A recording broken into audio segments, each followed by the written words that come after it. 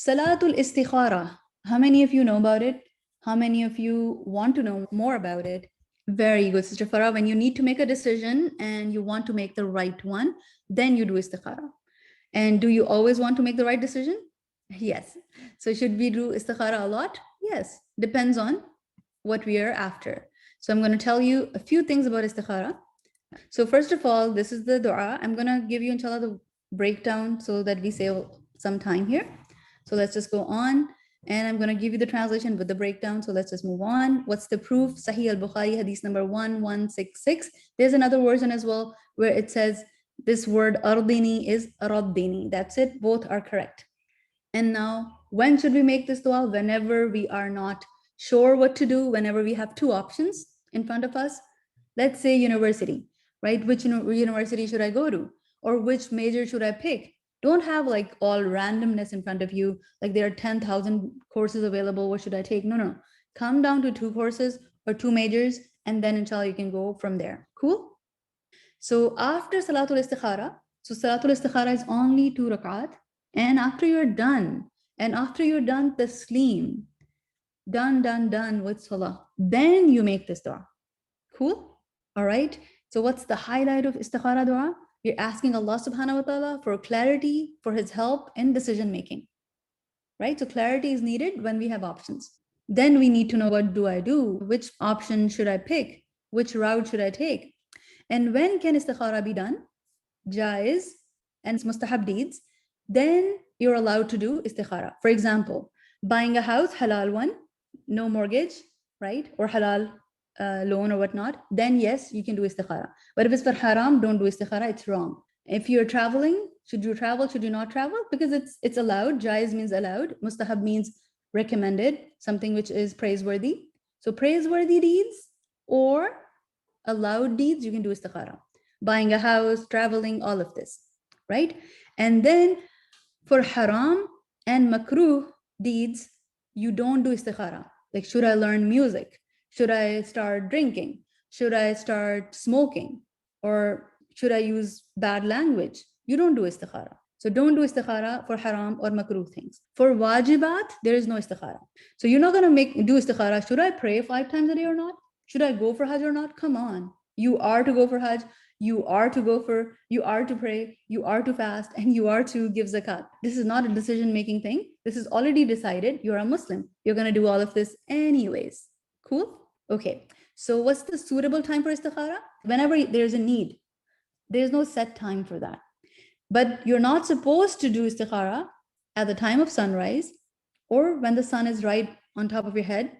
That is like at noon and at sunset. You know, all of those 3 forbidden timings, don't do Istikhara at that time. Unless, you are to catch a train, all right? And you want to do Istikhara and it is a forbidden time. Let's say it's sun rising time and it's going to take 15 minutes. So then of course you have to make a quick decision. Then you can do Istikhara because it's unavoidable, right? Then you can jump on the train. Cool? Understood, everyone? I hope you can remember that. No, it's better to do the whole thing, not only dua, because Istikhara has been taught by Rasulullah sallallahu alaihi wasallam with the salah. But let's say you're not able to pray for whatever reason, right? Then of course, better than nothing, make the dua anyways, but the proper sunnah way would be to pray salah with it. And do you have to sleep right after Istikhara? No, very good. So it can be any time. And it is not about any colors in the dreams, remember that? And Istikhara is also not about any dreams at all. Even if you see scary dreams like anything, nightmares, it's not to do with Istikhara. And what about you start feeling good? All right. So it's not about feelings either. Remember that. It's not about any feelings either, that you feel good about something or you don't feel good about something and you feel relaxed or you don't feel relaxed. Remember that, because a lot of times people say, oh, my heart was feeling good about it. Well, where does it say that your heart needs to feel good about it? Because heart is something strange, right? It feels good about bad things as well sometimes, isn't it? So we cannot really rely on our heart so much. Then how would we know the answer of our Istikhara dua? Our work will start becoming easy. Whatever task we made the Istikhara for, it will become easy for us. For example, we made a dua of istikharah for and prayed salah for istikharah for buying a house. Everything starts to work out. Everything starts to work out. The land, the builder, everyone is like very supportive, very helpful, and that's it. This is a sign, right, that it's working. And can we do istikharah for someone else? No. Why? Because it is about your decision making. It's not about other people's decision making. And you're not so holy being that you can do istikharahs for everyone, right? No matter how righteous and pious a person is in this world, they're not supposed to do istikharah for others, because if you look at the dua of istikharah, it's about me. It's not about how about my uncle, or how about my friend, or how about my sibling. No, it's not like that. So no, we cannot do istikharah for someone else. That's not right. So how are you going to do istikharah? Pray 2 units. After you're done praying, then you make the beautiful dua. So Salatul Istikharah, it is prayed like any other salah. No special surahs, no special adhkar are specified for this salah. Remember that. We just make dua at the end. That's the only difference. So what are we saying here? Oh Allah, indeed I seek your counsel, your guidance with your knowledge. And I seek help from you. I need power from you, from your glory, subhanallah. وَأَسْأَلُكَ مِنْ فَضْلِكَ الْعَظِيمِ. And I ask you, Allah, for your bounty, great bounty. I want a lot from you. This is istikharah. And then فَإِنَّكَ تَقْدِرْ وَلَا أَقْدِرْ. Because only you are able and I am not capable. وَتَعْلَمْ وَلَا أَعْلَمْ. And you know and I don't know. وَأَنْتَ عَلَّامُ الْغُيُوبِ. And you are all knower of the unseen. So you know what will happen tomorrow. And you know what will happen if I take this decision. So help me. Isn't it great? And let's look at the next part. Allahumma, oh Allah, in kunta ta'lamu anna hadha al-amr khayrun li fi dini wa ma'ashi wa aqibati amri.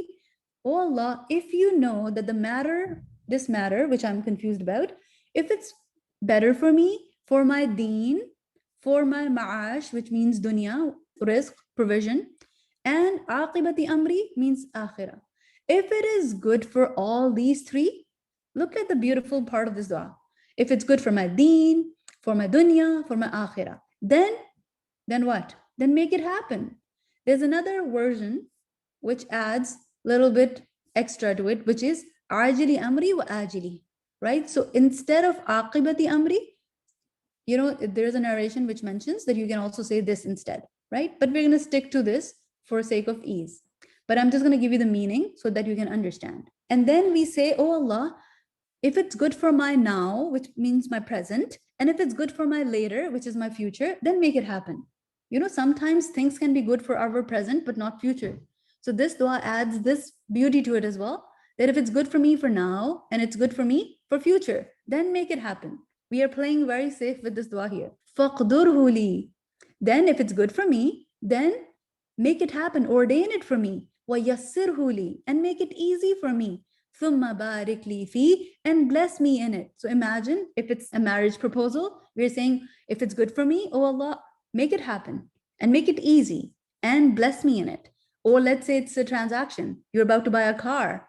Ordain it for me, oh Allah, make it easy for me, or bless me in it, right? Such a beautiful way to take your next step or begin your next life. And then if it's not good for my deen, dunya, and akhirah, if it's sharrulli, if it's bad for me, if it's evil for me, then what do? Oh Allah, then please, fasrifu anni, avert it from me. This is very important.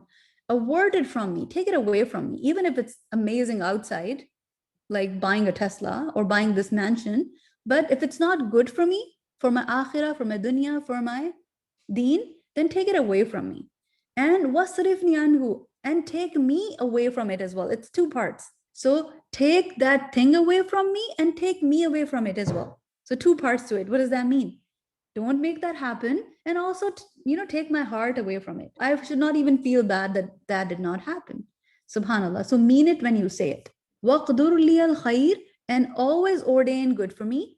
Whatever is good for me, make it happen for me. And thumma ardini bi, and make me satisfied with it. So whatever you ordain for me, O Allah, make me happy with it. Make me pleased with it. Make me content and satisfied with it. This is Salatul Istikhara, and this is your, subhanAllah, dua of Istikhara. We're going to post this on your portal so you can get it from there. All cool? I know it's long, but inshallah, divide it like this, the way we have divided it for you. So memorize one chunk or one line one day. Why do we need to memorize it? It's going to help you big time in your life. You have to make a lot of decisions, isn't it? Even if you're too young, you have to make a lot of decisions. Which school, which majors, which university, who to marry, where to work, many decisions.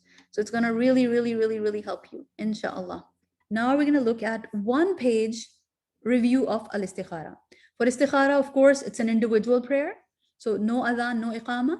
And when do you pray it? Whenever you need help with decision making, whenever, right? Method is exactly the same. You don't change the salah method at all. You're going to pray only 2 units and you're going to make dua after salah. Subhanakallahumma wa bihamdika ashhadu an la ilaha illa anta astaghfiruka wa atubu ilayk. Assalamu alaikum wa rahmatullahi wa barakatuh.